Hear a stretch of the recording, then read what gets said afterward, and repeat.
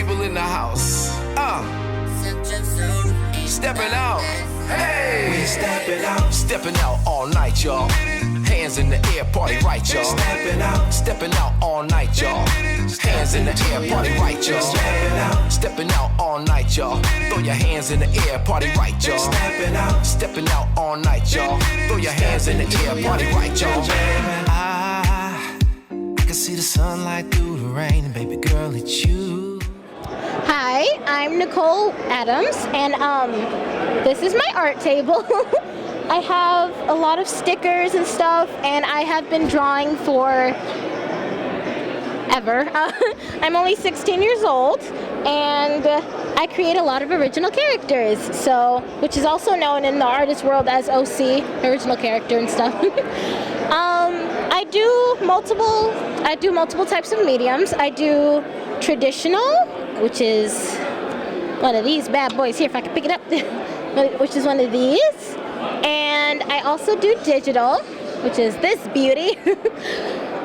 Occasionally I will sprinkle fan art in there, but I'm more about expressing my voice as an artist because there aren't that many young Black female artists out there, and I would like to be one of them. My dream job is to work at Cartoon Network or even Nickelodeon. I want to be a storyboard artist. Oh goodness. I want to be a storyboard artist. And I know definitely from a young age that I totally want to do something with my art. That has been like my dream job. I remember when I was younger and I was watching Barbie, I wanted to be a fashion designer and live in Paris. And then I realized as I was designing dresses and stuff, I was like, oh wait, I'm good at this art. So I just started doing that. And my mom knew from a young age that like, oh, she's gonna be an artist, because whenever she got me coloring books, I would never color the pages. I would just end up, coloring on the blank pages. So she's like, oh, she's gonna be an artist. She's want to do her own thing. And I create random illustrations. They could not be characters of mine and just random people that I've come up with. Or occasionally, I will take a drawing from my English class. This was for The Great Gatsby, and I drew this. Got an A. But I create multiple characters, and I even have little character trading cards. So just I have multiple characters and stuff with just little information on them and things like that. And this specific character, his name is Bo. I've had him for probably about 5 years. So he's an old boy, but I have created a lot of characters in the time that I have been an artist. And I have an Instagram, which is GalaxyMuffin16. So you can follow me there if you want to. And I also have books. I have books, published books on Amazon. I started publishing when I was only 13 years old. But yeah, that's about it about me. Thank you for tuning in. Bye. All right, how you doing? My name is Fred. Hi, my name is H. Scott. And we represent NPC Comics, National Press Comics. We are a consortium, or you want to say we're like Image, where we are artists, creators who come together under one banner to make comics. And so one of our mainstays, our first book that we put out was Juan and Phil Here, which is an anthology of my main man Age, 20 years, the longest running hip hop book in the industry, right? Yes, sir. I've been doing Juan and Phil for over 20 years and hooking up with the good guys at NPC. We became a big family and we just get these books done. 20 years, hardcover, really good look. Thank you. All right. And so also what we have, because we try to do comics for everyone. So we've got Minute the Mighty, done by Jamil Hemphill. We've got our Big Book of Awesome, which is a color and activity book that has all of our characters in it. Something for the kids, because we do it for everyone. We don't want to just make books for adults, heads being cut off and falling off.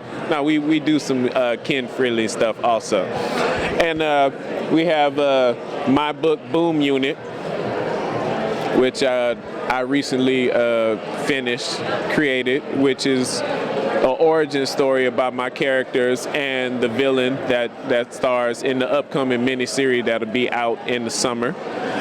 And we've got, of course, Age is Superhood. We've got Ground Zero, which is a director's cut of what we do.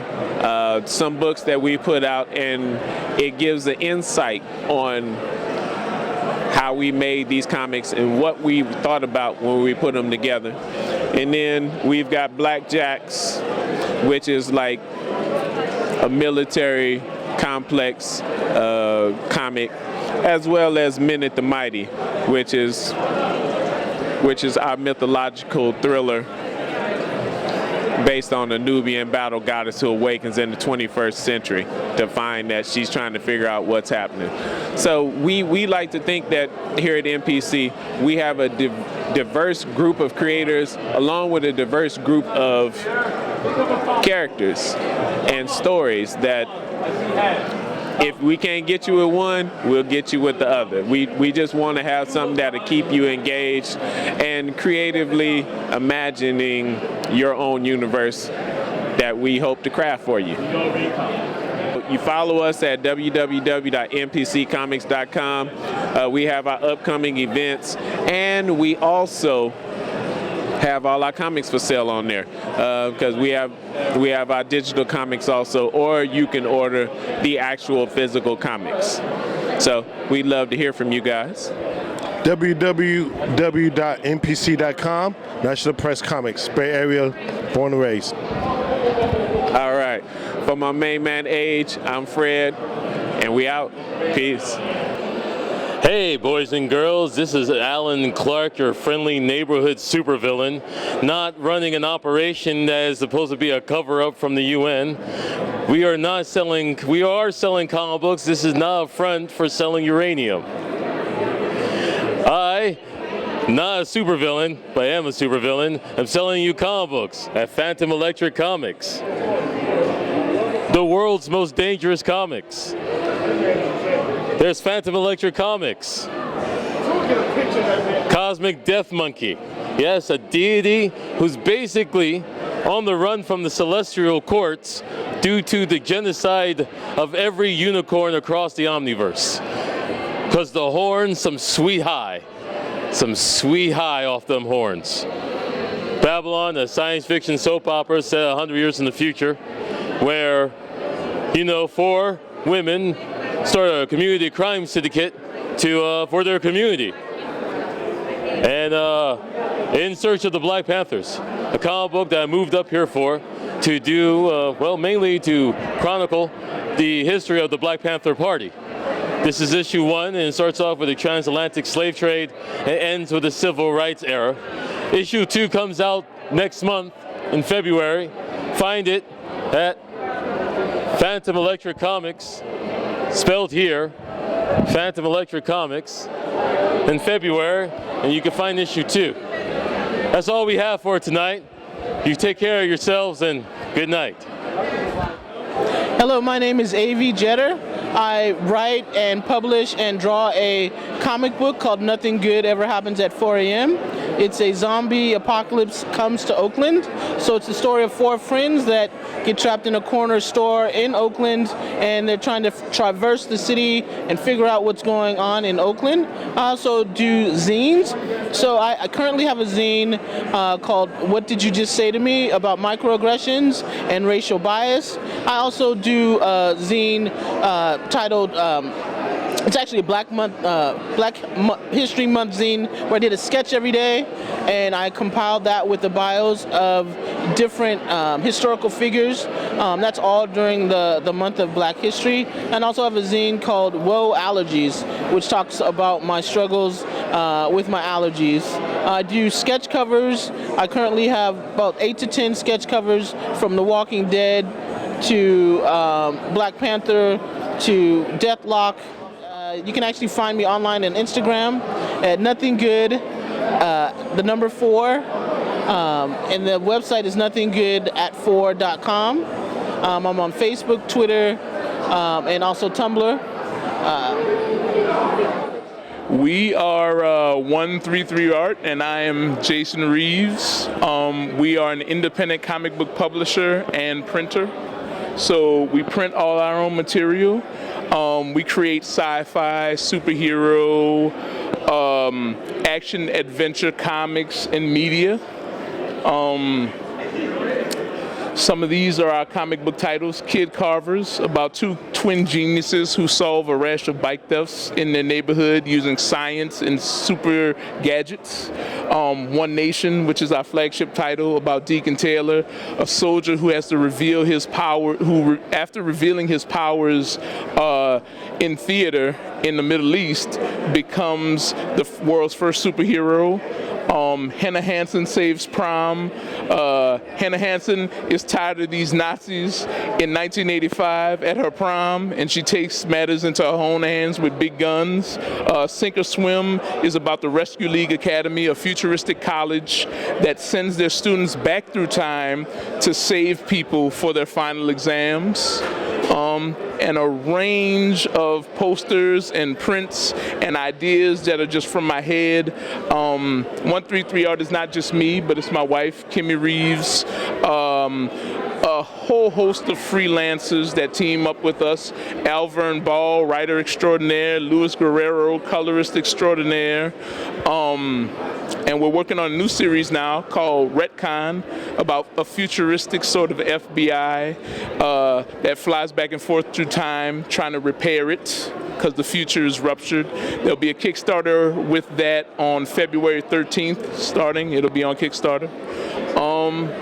And yeah, so that's us, 133art.com. You can find us at online. We do print and digital books. And as I say, we're also a printer. So we do comic book printing for indie creators and comic people. So that's us. Hey, what's up? My name is Ruben Warren. I am a comic book writer, the writer of my own series, Swag Patrol. I'm here at BCAF 2019, having a good time. I got my first issue and my second issue. And then for the first time ever, I got my own Funko Pops done. So I'm official now with my own toys. But yeah, Swag Patrol tells the story of 3 teenagers who fight crime with the help of their science teacher. So yeah, that's a little bit about it. If you want to know more, you can follow us on Facebook at facebook.com/Swag Patrol Comic. And also you can follow me on IG at Rubin Comedy, RUBYN Comedy. My name is Jamie Go. I am a Southeast Asian science fiction writer. I'm an editor. I focus mostly on short fiction. I'm also a critic. I'm a reviewer as well. I just finished a PhD on like steampunk and multiculturalism and whiteness. I edited this book, The Sea is Ours, Tales of Steampunk Southeast Asia, which focuses on steampunk, which usually takes place in like, Victorian England. And I was just like, I want steampunk technology and like that takes place and is grown out of Southeast Asia. What does that look like? So I got together a bunch of really cool writers and some artists to illustrate some of the stories and put together this anthology for Rosario. Oh, so it's an anthology. Of short fiction, yeah. Like I also write short fiction. I really love the short fiction form. Because I think it's kind of like really fun to like, how can you fit an entire world into like this small little story, and it's a window into like into this other world, and you get to like sample different worlds that way. And so I really like the short fiction form for that. I actually don't write a lot of stories set in modern times. Most of my short fiction is either like near future or like in like a different world, what we call like secondary worlds, which are like fantasy made-up worlds. So like my latest big short story is called The Last Chengbing Gift. It was read by LeVar Burton on his LeVar Burton Reads podcast. That is the closest I get to writing something that's more contemporary. But even then, that's like set predominantly in like the Singaporean Chinese afterlife world. I do a lot of like I currently write a series of short stories that's set in like a steampunk Malaysia. So like I took like this one the point of like colonization that we'll all learn about in Malaysian history. And I was just like, what if we had the technology to beat back the colonizers? What does that look like? How does that change race relations in Malaysia? You know, because like a lot of like the politics that happen in Malaysia right now is kind of like an indirect or direct effect of British colonization. So like if you change the history, how does everything else change? What do the relationships between different cultural groups look like, and what does our relationship with technology look like? Because there's this idea, you know, like the traditional is like not technological, right? And it's like the technological is modern. And so I like steampunk because it challenges that. It like takes us back into history and shows us that technology has always been a part of human life and part of human history. No, I'm actually kind of like looking at like creating more fantasy worlds that's based on like my cultures. I'm Malaysian Chinese, so I'm like looking at more like Malay inflected worlds, Chinese like worlds inspired by Chinese history and like migrations between like Malaya and China, that sort of thing. What's up, y'all? Dave Campbell here from Parade Comics. Want to thank you all for coming out. Want to share some of what we're doing over at Parade. We got a couple of series for you. We got The Calling, 5-book series, all faith-based comics. Follows the story of Silk. God calls him into service after a drug deal that's gone bad. He needs to infiltrate his old crew. Like I said, 5-part series, also collectible in the graphic novel right here. So peep that out.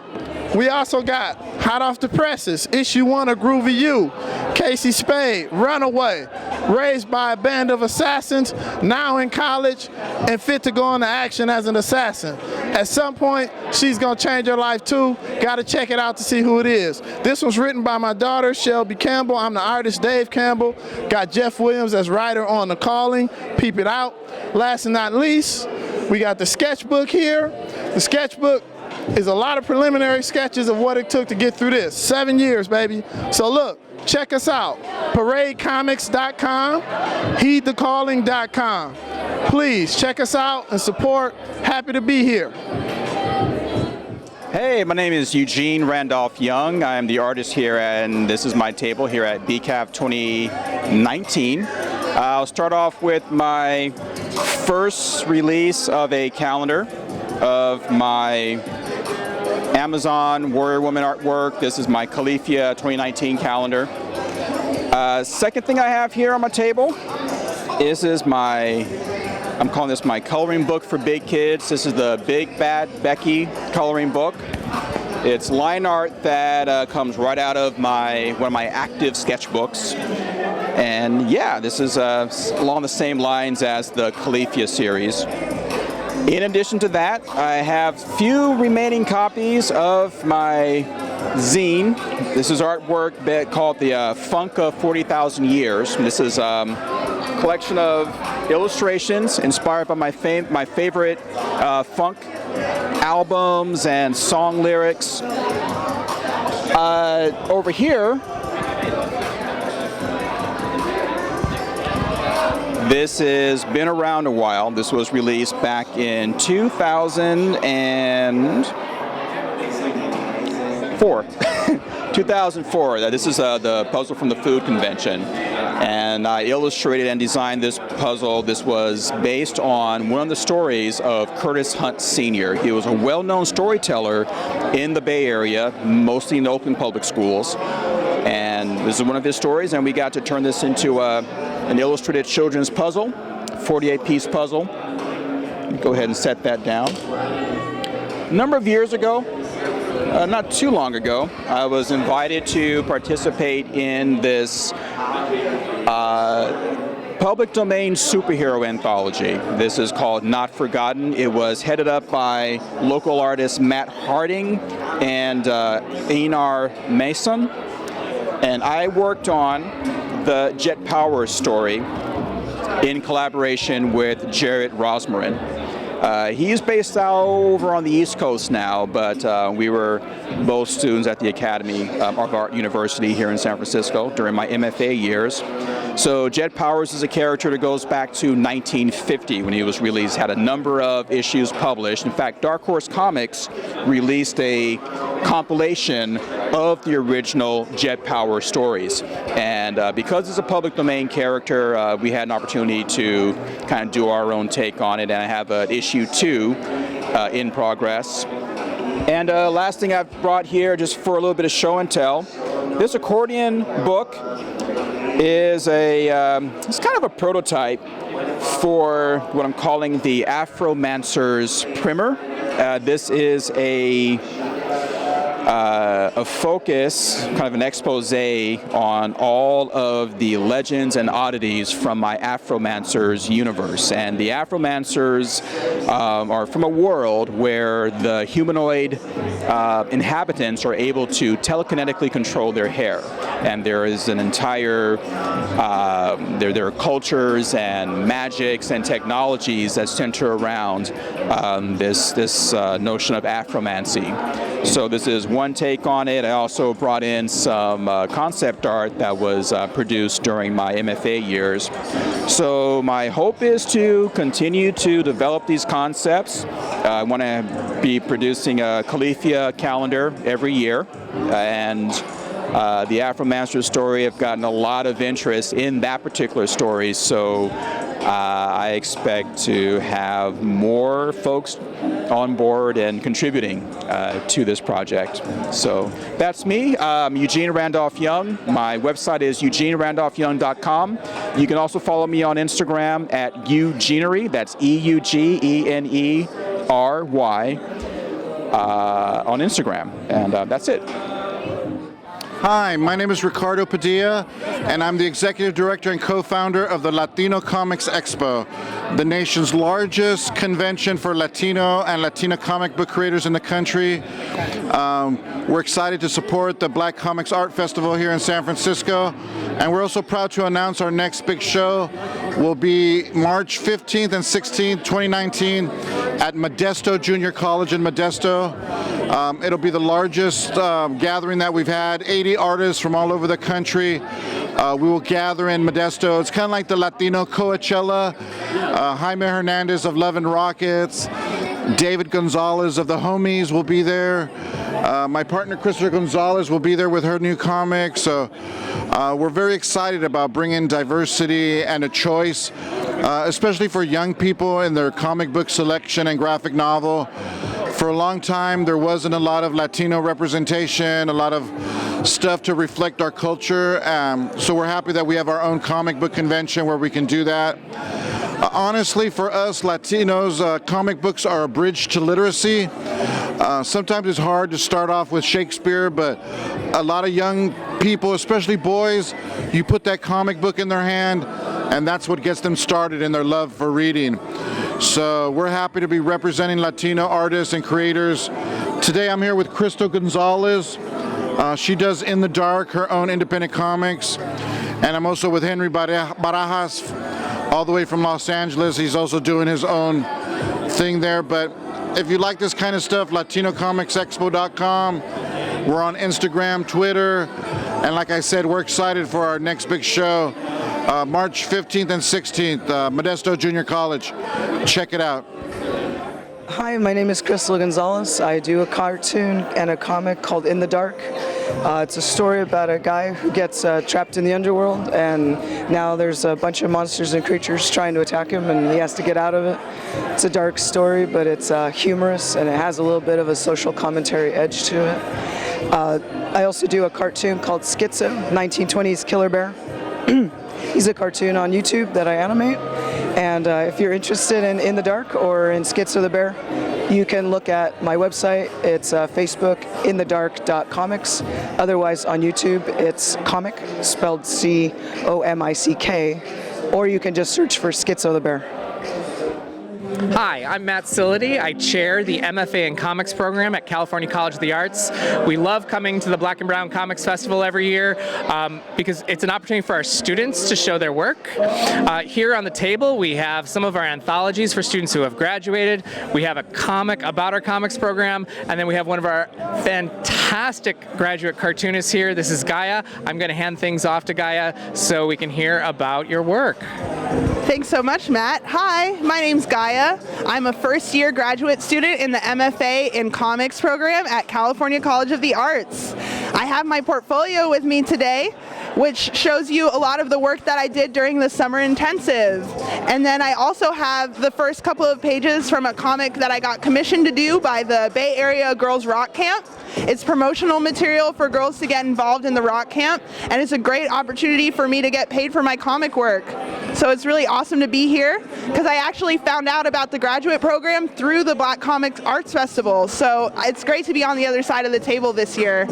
And I really appreciate having the opportunity to talk to people about what the program is like and, you know, what all you can get out of it. So thank you so much for listening. If you want to follow me on Instagram, my handle is GAIAW.xyz.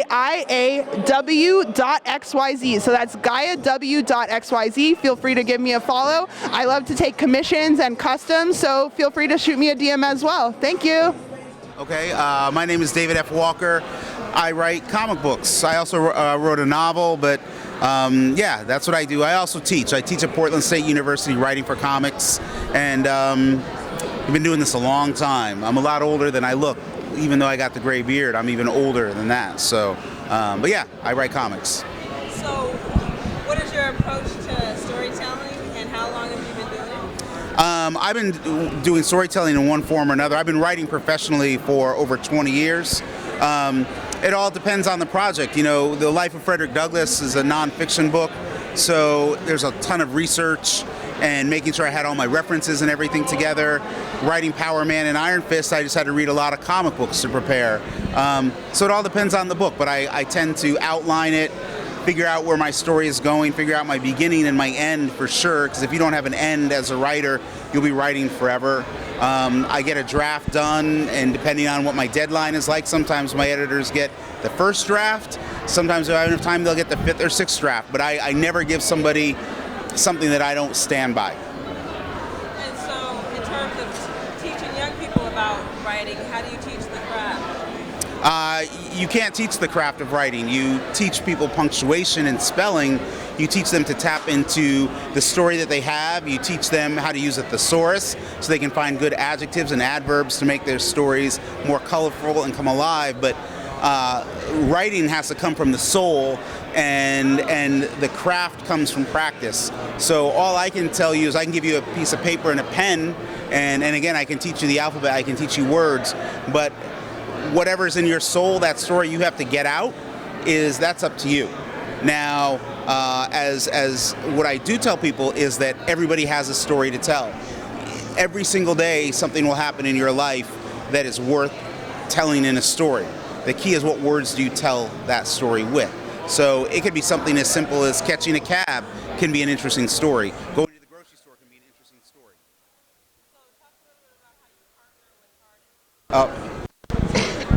Short in it. Sorry. No, it's not you. Okay. Testing. Talk right now. Talk right now. Yeah, it should be okay. Because I got a short before.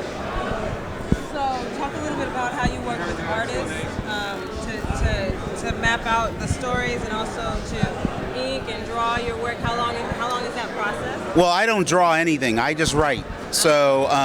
But in terms of collaboration. A collaboration can be anywhere from a couple months to several years. Frederick Douglass took almost 2 years to complete. It took me almost a year to write, and then the artist took another year to draw. I write my scripts for my artists so that they, giving them ideas of how they can, compose the page and lay everything out.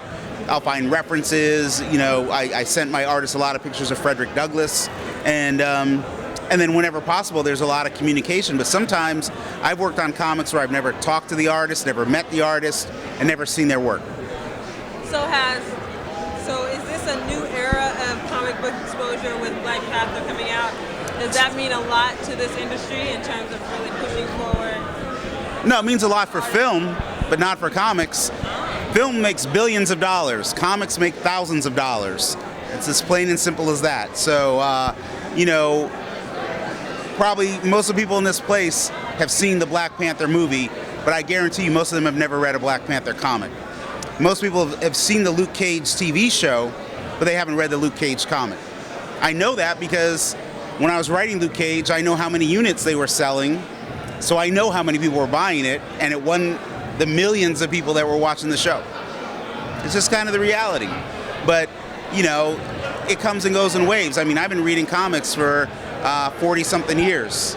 You know, so to me, it's never, it's not a necessarily resurgence. It's just, you know, it's something that I live and breathe.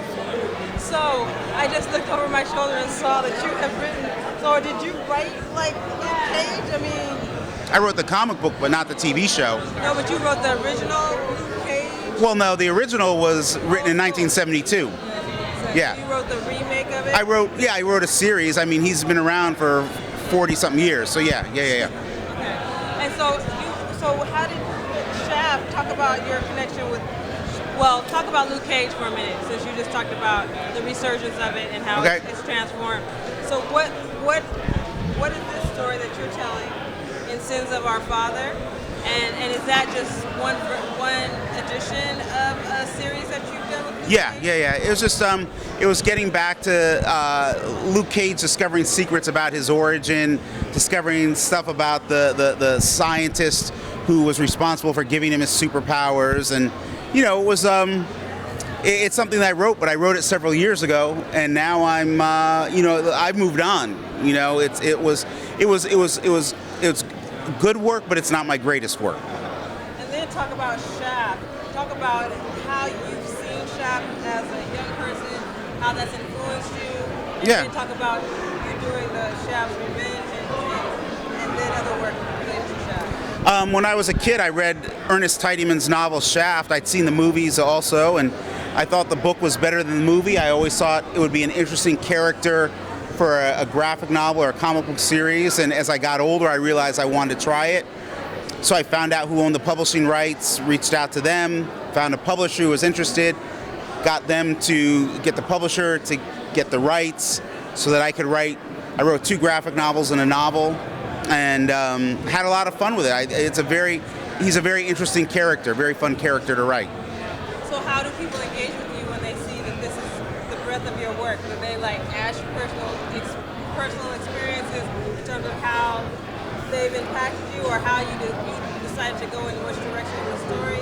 How does your interaction with your fans work? They ask me all kinds of questions, and I try to be open with them. They ask me how I do it, why I do it, and I tell them the same thing, that I was a weird kid. I love to read, I love to watch TV, and I love to write. I made up my own stories, and I knew at an early age that this is what I wanted to do, and so I just kept plugging away. And it was, you know, rejection is difficult, but life is all about rejection. How do you deal with the rejection? How do you get up when someone knocks you back down? And that was just it. So I just tell people, if you've got a story you want to tell that story. Now, if the story you want to tell, if the only story you have that you want to tell is a Batman story, then I guarantee you it's not a very good story. You know, and if you can only tell it using the character Batman, then you shouldn't be trying.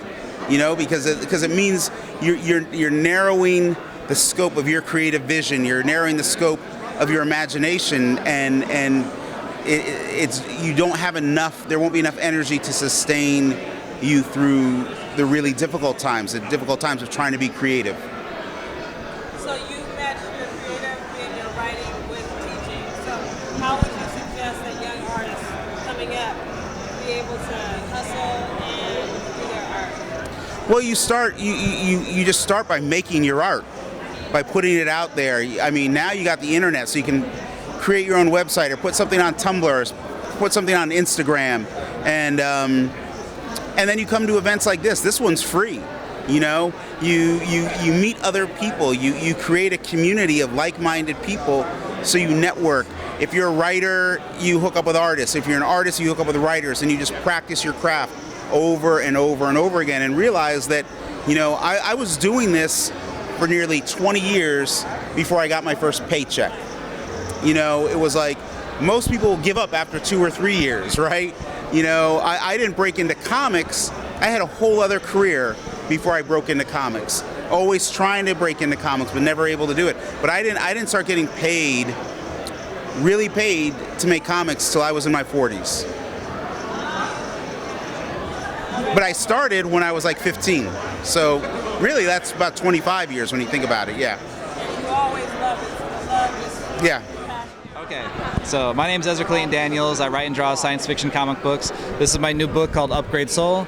It took me 15 years to finish it. It just came out in September from Lion Forge Books, and it's been doing really well so far. It's been really exciting. So is this your first venture into comic books? I've been making comics for about 20 years, but this is my first properly published book. So talk about the process of the story. They'll come back. Making the story.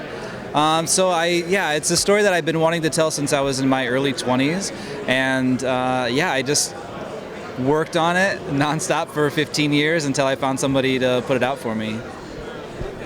So talk about how you look at comics versus other forms of art. Did you participate in more than one, or is that your main? I do a lot of collaborations. I do work in film and animation and music.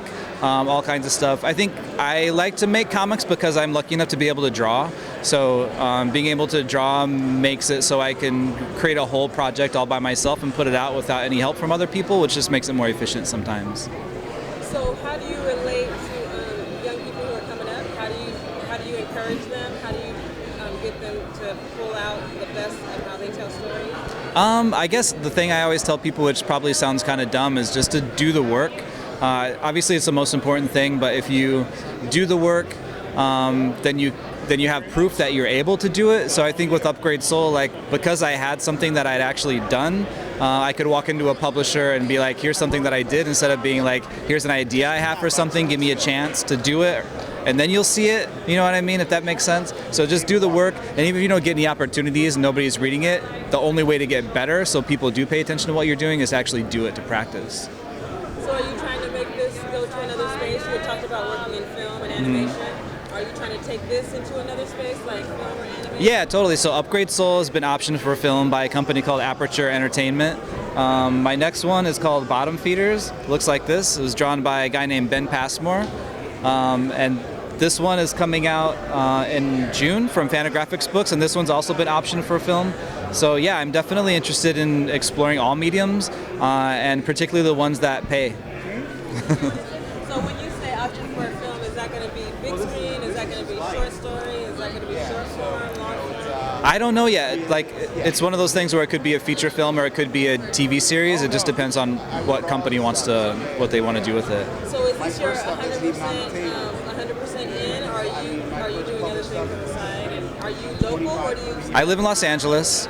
I'm writing and drawing stories full time as of January, so I don't have a day job anymore. So I am 100% into telling stories. All right. Hi, I'm Bill Campbell. I'm the head cook and bottle washer at Rosarium Publishing. We are a small publisher focusing on science fiction and comics, all with a multicultural flair. What I like to say is whatever you are, you're in Rosarium. We started in 2013, so we've been doing this for about 5 years, kind of introducing the world to itself. So I'm the publisher. I'm the editor for all of these things, but for different anthologies. We did Mothership, Tales from Afrofuturism and Beyond. We did Stories for Chip, which was an anthology dedicated to Samuel R. Delaney. And we've done all kinds of different things. And right now I'm the writer for Bad Mothers. That's a tale of female space pirates who doubles a James Brown revival band. My first novel came out in 2004, so I have 3 novels, and then through that I just became a publisher because I thought that, especially when it comes to authors and artists of color, we just kind of need that first step of legitimation in order to go on to bigger and better things. So basically I set myself up to be a stepping stone. We have artists in South Africa. We work with folks in Malaysia. Anywhere you can think of, like we've worked with somebody there, except for Australia apparently. But no, I take that back. Yeah, whatever you think of. Yeah, like we pretty much worked with somebody there, either in one of our anthologies or in one of our comics or single author projects. So I'm Eileen Kaur Alden. I'm from Oakland, California. I'm the writer and co-creator of Super Sick, which has just come out from Rosarium Publishing. Actually, I should take it back. It comes out on Wednesday. So we're actually just ahead of the big release for this first publication with Rosarium. This is a hero in a turban. So it's the first ever Sikh superhero comic series. And in Super Sikh, you see our hero Deep Singh. He is fighting bad guys as part of this kind of super secret UN sponsored fighting force, a global defense force. We call it GUD, G-U-D. And he's fighting bad guys in Pakistan. He's super overworked and tired because he also has a cover job in IT during the day. And he decides he needs to take a vacation. And his dad was a big Elvis fan, his long lost dad. So he says, I'm gonna carry the tradition on. I'm gonna go see Graceland, home of Elvis, for a vacation in Tennessee. And so he flies to Tennessee, but the problem is that, or he tries to get to Tennessee, but the problem is the bad guys who he's been fighting in Pakistan decide this is the perfect chance to take him out. So really the adventure in this book shows him trying to get to his vacation without getting killed by these guys on his trail. So what I found interesting as a writer is that when Deep Singh comes to the US, even though he's a superhero back home, he actually faces not just having to fight the villains and the bad guys, but here he has to face discrimination and the authorities stereotyping him. So he actually makes it more difficult for him to be a hero because of the way he looks and the way he's perceived by people, because he has a turban. So the idea actually came from a conversation I had with my co-creator, Supreet Singh Manchanda, and he's Punjabi Sikh. And he said, why don't you write a story, because he knew I was a writer, that has a Sikh protagonist. And so that was really inspiring to me because of all those elements that I was describing. So I agreed to do it, and I started to do research to really understand the culture, the religion, and eventually I became Sikh. So I found it was really inspiring to me beyond even the comic itself. And the support from the community has been phenomenal. Because what I was able to do is, by showing this fictional character, all I'm doing is telling the backstory of why he believes, kind of what he believes, or how he looks at the world, right? So it just shows you this worldview from a Sikh lens. It doesn't teach you how to be a Sikh or anything like that. It just says, oh, here's a person who has, a certain experience and motivations, and here's how his approach to life. And that really lets you get to know a Sikh person through this superhero. The kids have been super positive, and it's been a really great reception because the Sikh kids are bullied like 2 to 3 times the national average because they're identifiable by wearing a turban. So what it's done is it's given a different sort of role model in pop culture, because all the kids love Superman and Iron Man, and just like, for Black Panther, for example, for the Black community, it kind of gives you an inspirational feeling of your place in the world, in that media-driven world. And so this Super Sikh kind of does that as well. I mean, I'd love to see at some point if it could become, a series or a movie or something like that. But for now, I just continue to tell the story and build out the universe of characters. So the next big storyline is going to focus on his cousin, who's a female scientist. And she makes all of his gadgets. And so you'll see that she steps into the spotlight in the next series after this adventure. I've done a lot of creative pursuits over the years, but I started writing a few years ago, maybe 4 or 5 years ago. And as I really stepped into this space, and I found that it's not just important to write, fun for yourself, but it actually can inspire people. I actually connected with a filmmaker, Harleen Kaur, and she did a film about myself and Keith Knight and Viswajit Singh. It's called Drawn Together, and it's a documentary about people who are taking things like graphic novels or cosplay or editorial cartoons, and they're bringing this sort of social justice aspect to it. And so I think that the word has been spreading gradually, but she's from the Bay Area as well. And so, events like these small cons or connecting with other local creators, it just kind of keeps you going, and it keeps you, realizing, okay, there's a mission to this as well as entertainment value. Like it's a good thing to do. You don't necessarily, kind of interact in the same circles. And people also make assumptions about your material, which I thought was interesting. Like a lot of people assume that I'm writing something that's very, flowery or romance or drama. And I actually like to write, action, adventure, comedy. That's my lane. And so people don't always expect that to go together. So it's been an interesting experience of kind of like, breaking down those doors. Hi, I'm Kimberly. Hi, I'm Don. We are two of the co-founders of In Hiatus Studios. We're a local comic publishing company as well as creators, both writers and artists ourselves.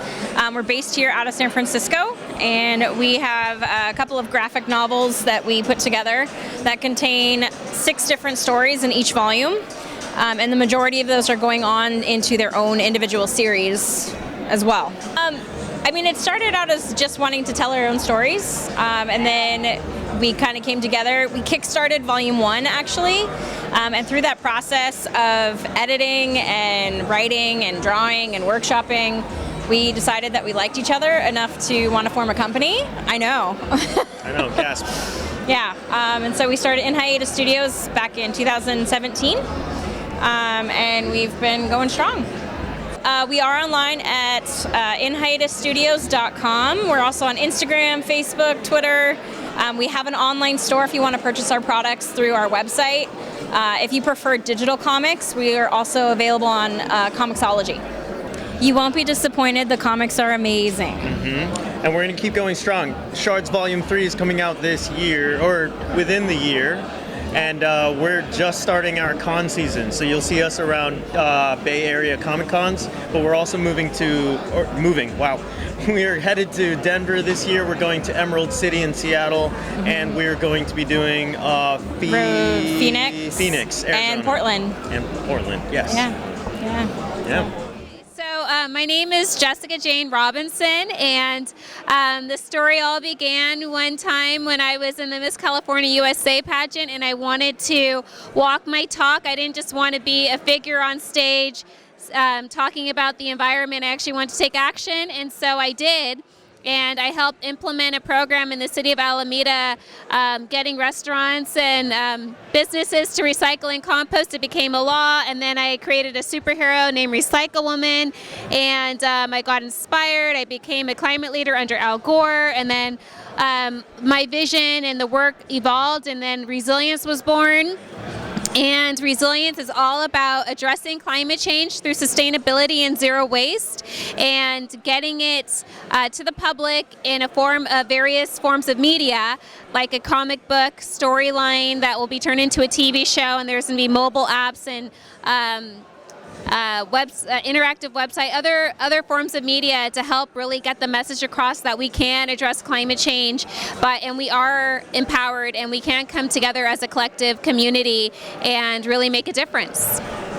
So you can find Resilience Birthright at rbrorg.com. All my social media handles are on my website. That's rbrorg.com. It stands for resiliencebirthrightorg.com. So this is my first book. This is called Origins of Resilience. It's the first story out of 13 that I wrote, and I'll be writing the second season this year. But this book is about the destruction of the planet of Terra Vitae, where resilience is from. The goal is to turn it into a TV show, and the funding from these book sales, as well as the future book sales, will help fund the pilot episode. And the goal is to get it into a TV show and have a zero waste production in Hollywood, and really spread the message about how we can actually really address climate change and how we are actually powerful as individuals and as a collective community worldwide. And some of the characters are really based off of real people. Emperor Purudasma is actually a global humanitarian, Sri Sri Ravi Shankar, who is worldwide known, and he was the protege of the Maharishi, who is pretty much the mentor of Gandhi. And so Sri Sri has blessed the project and supports it. So he has his own character. Resilience obviously is me, and there's other characters coming, especially in the second season, that are real life heroes right here, right now. I work with young people from all ages, and when young kids have an idea or they want to make a difference, we work together and we put together programs and projects that help them get their voice out there. And I teach kids by example, and I work with them, and I show them how to engage with others and manifest their dreams and their ideas. I helped produce the ethical fashion show with one of my first mentors, a teenager who now graduated from Cal Berkeley. And the ethical fashion show, we gave it to Girls Inc. in Alameda, and they have been successfully reproducing the ethical fashion show annually.